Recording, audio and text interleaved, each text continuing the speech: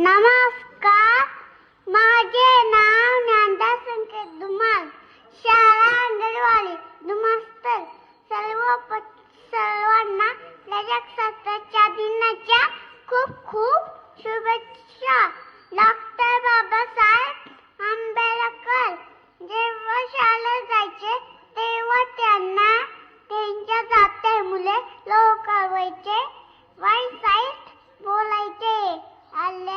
लोक ज्यांना खूप लाजवत होते, पण तेच या लोकांना घालून गेले. वर्गाच्या बाहेर सुद्धा ते आदेशाचे संविधान देऊन गेले. आणि हे संविधान ज्या दिवशी आपल्या भारताने स्वीकारले तो दिवस म्हणजे संविधान दिन. आणि हा सण प्रजासत्ताक दिन म्हणून साजरा करतो. आज आपण पाहतो आजचा नवजवान ज्याच्या खांद्यावर जबाबदारी आहे राष्ट्र निर्मितीची, पण तो आता काय करतो?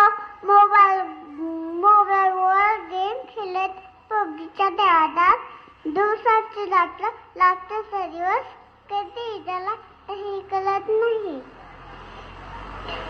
एवढे बोलून माझे भाषण संपवते.